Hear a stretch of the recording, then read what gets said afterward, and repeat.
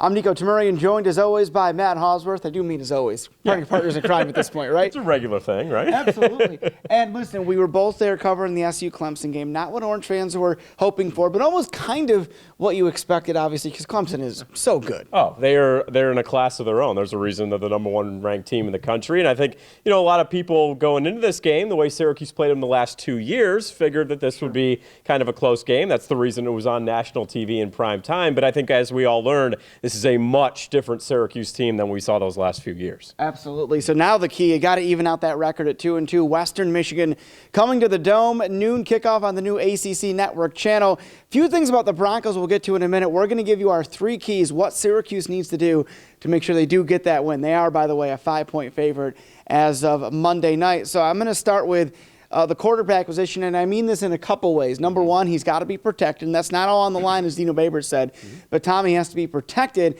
and I think that'll lead to better play and decision-making and things like that. I think they go hand in hand. Oh, totally. It's not all on Tommy DeVito, and it's not all on this offensive line. In fact, Dino Babers, during his Monday press conference, was saying, hey, the blocking was not all negative in terms of the offensive line. He said a couple of running backs missed their blocks, which led to one of Clemson's 8 sacks on the night. So it's not all on the offensive line, but let's be honest, when you lose a starter, you have 3 starters returning from last year's team. You lose one of them, Sam Heckel. That means you gotta fill the void somehow. Everybody shifts to different positions, and now you got guys playing positions they're not accustomed to playing. So a guy like Aaron Cerveas has to go to center. He doesn't often play center, and this is what you get. So a lot of this also goes on the coach's shoulders. They need to put Tommy in a position to be successful, and we got to see that Saturday. That's just it. Tommy can't take 2 steps and have a dude in his face already. Yeah. And that's the big thing. So we'll look for that. We're going to call it quarterback play, but it goes hand in hand, the blocking, the schemes, and, of course,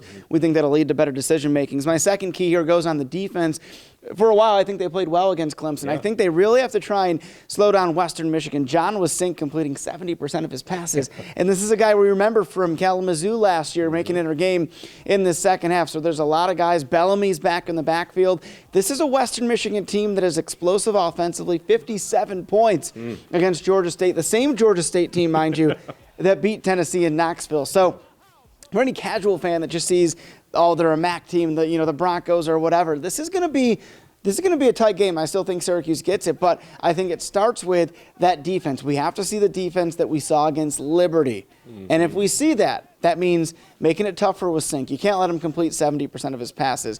Making sure they don't get big plays especially. I think if you do that, Syracuse should be all right. Yeah, and what happened to that pass rush after the Liberty game? And we really haven't seen it against Maryland or Clemson. Granted, those offensive lines are much better than what we saw against Liberty. But, we thought Alton Robinson and Kendall Coleman and KJ Ruff and all those guys on the interior were going to be beasts this season. And we saw it against Liberty. We figured it would keep up. And I don't know what's happened, but they got to get back on the same page in order for this defense to start to roll, get stops, put the offense in advantageous situations, and that's the name of the game. And I'll say our last point, our third key to the game.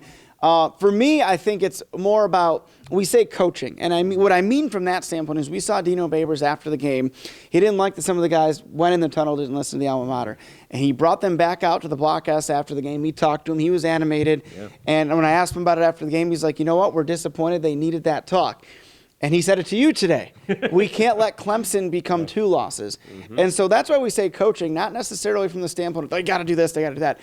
But can they get these guys ready to put that disappointment of week 2 Maryland, week 3 Clemson behind them and come out and be the Orange team that we expected to see preseason, and I still think we will see. Yeah. And can the coaching staff get them ready, get them up for a Western Michigan team and get the win that they so desperately need at this point? Yeah, Dino's really optimistic about it. He thinks this team hasn't played a full game yet. And, once they do that, things will start to turn the corner. Might I add, you got Western Michigan and Holy Cross, 2 very winnable games before the meat of that ACC schedule begins. You've got to get 2 wins here. I mean, these are games that are ripe for the picking.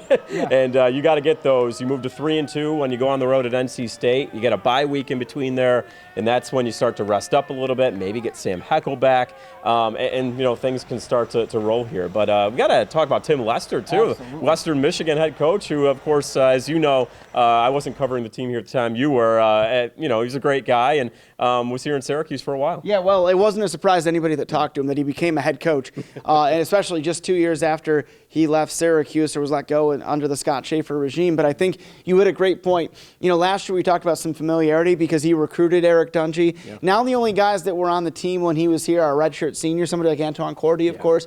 But still, Lester's a great offensive mind. Mm-hmm. And don't think for a minute he forgot about the way that staff was let go here. They didn't like it. Who likes being let go? Right. So, and certainly, Dino's aware of that. Mm-hmm. And I think this is a coaching staff anyway that's coming in with a chip on their shoulder. And might I add, the last time a former coach from that former regime came into the Dome and played a Dino Babers coached Syracuse team, it was Scott Schaefer, the defensive coordinator of the Middle Tennessee State team, and they came in and beat Syracuse. So, I'm not saying it's going to happen this time around, but it's a guy who knows the Dome, knows some of those players on the other sideline, and knows how the crowd is. So that could work out in their situation. And that's just it. We'll see how the crowd is. Certainly it's not going to be 50. No. But if you get 40, I think that's a solid, loud atmosphere for a nooner when it's going to be 80 degrees out. We'll see how it goes.